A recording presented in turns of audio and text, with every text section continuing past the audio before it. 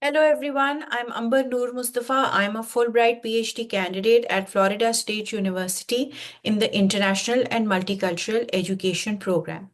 Today I will be sharing my research, Sojourners Seeking Themselves, Identities and Experiences of Pakistani Women Doctoral Students in the United States.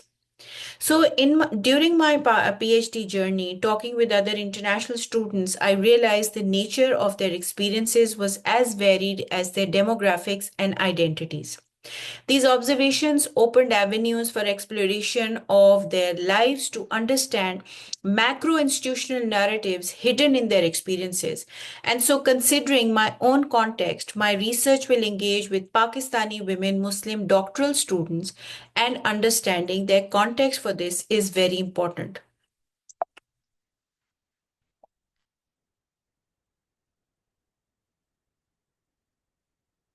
So we see that after the two world wars, efforts to achieve gender parity gained momentum globally. Around the same time, the global focus of education pivoted to women as it was assumed that investment in women's skills and knowledge was a conduit to local and global economic development. So, women were and are still being encouraged to join higher education and to gain Western education, as development is considered synonymous to Westernization. This has also resulted in the increased global mobility of women students. For many decades, the US has been the top destination of choice for international students for several reasons. One of them is that the US encourages these students as they benefit the country in many ways. Now let's understand the context of Pakistan. We see a consistent increase in enrollments of Pakistani students in the US. This is because of a growing focus on modernization and economic uplift through Western education acquired by these students. This vision also aligned with the global paradigm shift that occurred in women's education, and so Pakistani women have since been encouraged to join higher education. However, this vision seems devoid of consideration of not only the diversity of these students, but also the nature of their experiences due to the inherent differentiated treatment of different groups of people in higher education within Pakistan. To understand all of this, we also need to look at the history of higher education in the US. The current US higher education can be traced back to the colonial period in the 17th and 18th centuries when access was limited to privileged white students. So, covertly, higher education remained an institution to maintain the racial, gender, and economic hierarchies of society. Capitalist and global forces resulted in diversity, but institutions enforced stringent admission criteria, hence perpetuating racial and socioeconomic discrimination. Access for women was restricted and then limited, and they continue to be discriminated against. Several legal and social movements paved the way for equal access for students of color and women, but the activism continues because challenges and disparities persist despite all these efforts. And so, this context points towards the need to explore the tensions between the aspirations of female Pakistani students in the US and their lived experiences shaped by the mindsets of the local students, their own culture and social capitals, and these aspirations which they bring with them. So, the research questions are: how do Pakistani women doctoral students in US universities perceive, approach, and make sense of their identities, experiences, and educational training as graduate students? How do these students employ and negotiate different resources, relationships, and systems such as family, peers, community, department, etc., to fulfill their personal and professional roles and responsibilities? How do these women students connect their educational, social, and personal experiences in the US to their future academic and personal aspirations and goals? Narrowing down to Muslim educated women, we can compare the Pakistani and Western perspectives. If we look at the national perspective, females enrolled in higher education in Pakistan face several contradictory elements in their journey right from its commencement. On one hand, they are expected to be torchbearers of progress and modernity, but on the other hand, they are also expected to be custodians of the socio-cultural traditions and gender roles which are assigned to them by society. Additionally, as is the case in many countries worldwide, women in Pakistan are considered a symbol of national identity and integrity, representing what the state stands for. Politicians use this symbolism to develop their political narratives. Moving on to the Western perspective, we see they also think that modern educated Muslim women are torchbearers of progress and modernity. But this approach is devoid of her religion. Since Islam is believed to be a regressive religion which restricts the agency of women and portrays these women as passive victims of oppressive cultural and religious practices. They view all Muslim women through the same lens, and the West uses these narratives at times to justify global policy decisions and even intervention in other countries. As a result, Muslim Pakistani women students who come to the US with the feeling of privilege, as they have access to Western education, find themselves in a marginalized status in their new environment. Then, on one hand, they try to navigate high academic expectations, but on the other hand, negative social reinforcements about cultural and religious practices impede their self worth and self confidence. In this scenario, there may be a discrepancy between their perception of their identity and performance of their identities in different social and cultural settings. They find themselves trying to remain committed to their religious and familial values while carrying the responsibility of acquiring education for national development goals and also maintaining a demeanor that can present a positive image of Muslim women, all while trying to fit in their new environment. I have identified two frameworks that are relevant to my work. First is Ansel Dua's borderlands, which states that borderlands exist not only at the margins of physical borders, but also at the intersecting cultures, races, and socioeconomic classes. The messiness of transition to a new geographic location and a different culture results in mental and emotional states of perplexity or ambiguity. The second one is Crenshaw's intersectionality, which is the recognition that people's lives are deeply rooted in multiple interconnected social categories, which are in turn embedded in normative structural inequalities, giving privilege to some while putting others in oblivion. So, applying this to my own work, according to Crenshaw, the intertwining of race, religion, nationality, academics, gender, and other social markers leads to a complex web of discrimination and privilege in the lives of Pakistani women doctoral Muslim students in the US.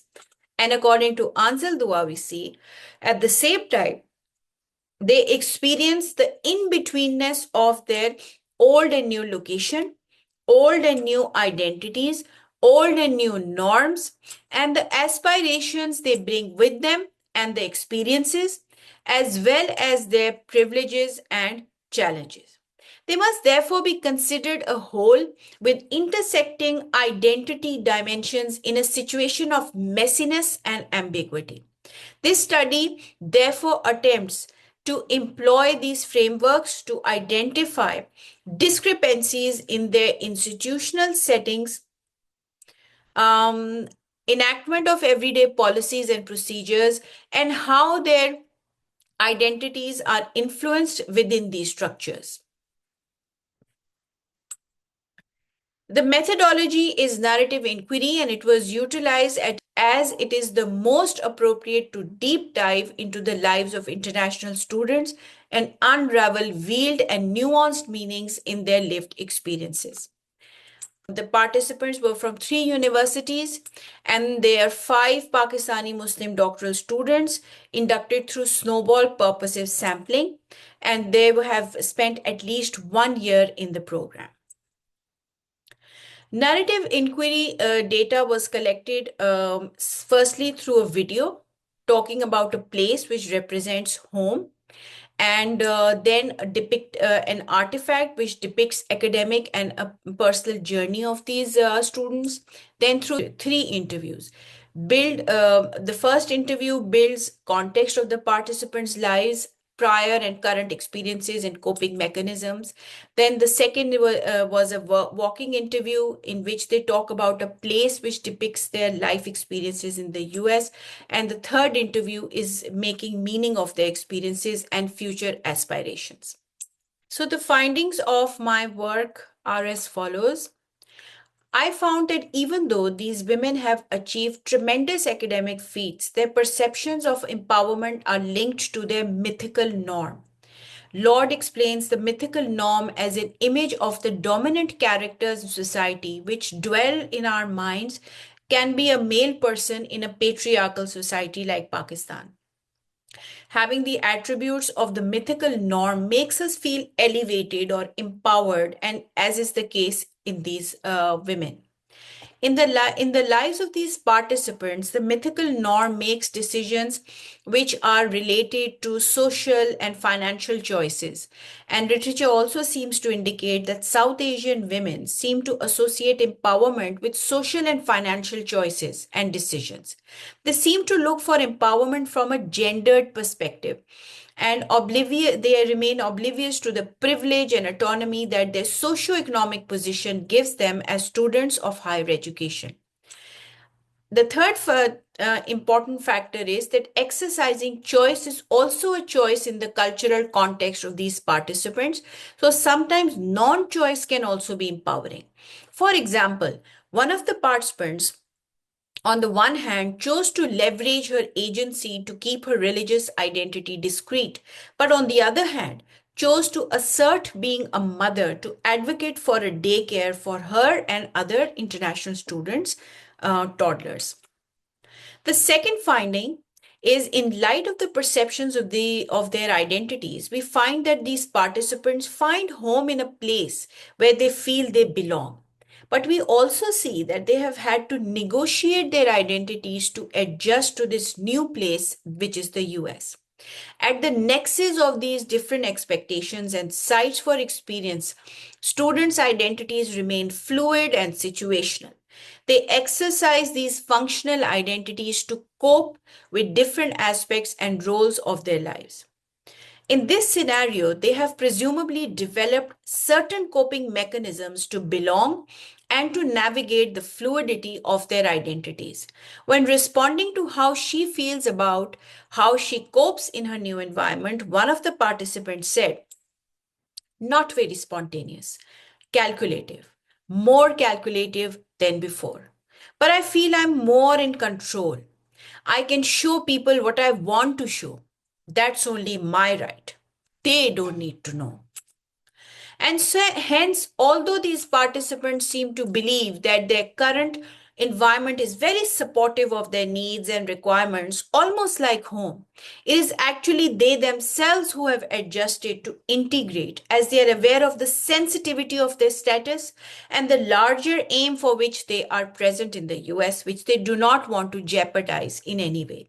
So, higher education institutions actually need to do more to support these students. The complexity of this situation also highlights an intriguing conundrum, which you need to understand at this point. So, as shared above, the participants perceive empowerment through a gendered lens and not through the strength which helped them achieve so much academically. While the Pakistani government believes these participants are change agents who will contribute to modernity and national development, but these participants have adapted to fluid identities, to integrate and to achieve their academic goals without creating unnecessary ripples. So, in this scenario, how much change will these participants be able to bring to Pakistan becomes very questionable.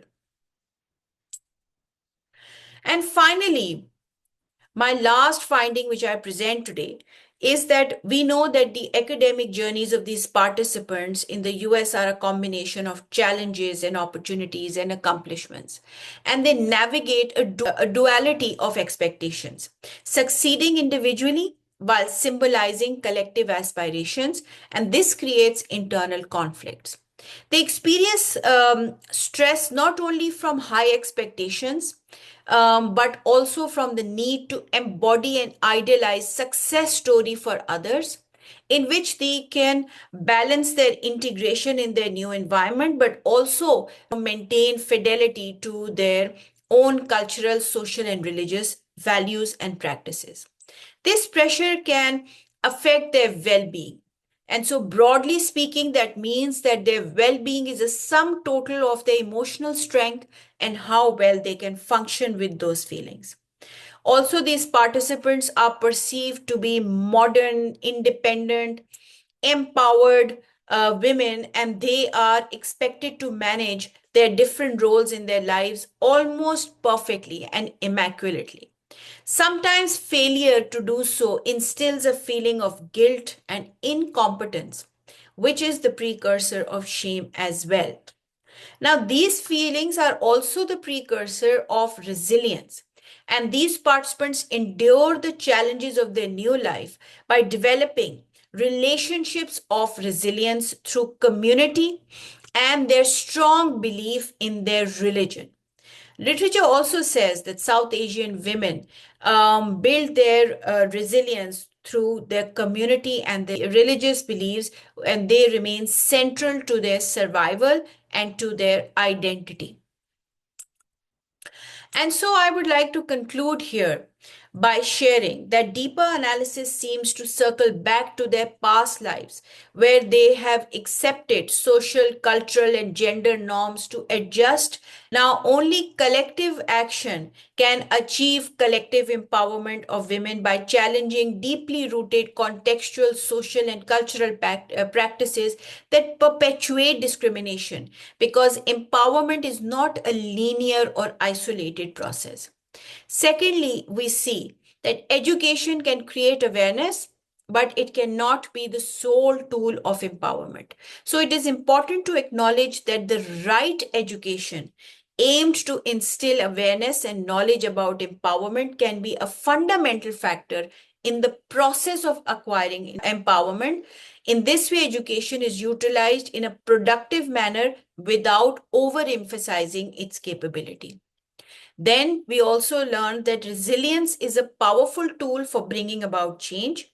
Higher education institutions also need to become more cognizant of the needs of international students. Now, my work is very significant in providing a foundational framework for graduate students and for policymakers who can then now modify their scholarship policies and look how they can improve them, as well as at a micro level for female doctoral students moving to the US to study in higher education institutions. Thank you so much. I look forward to your questions.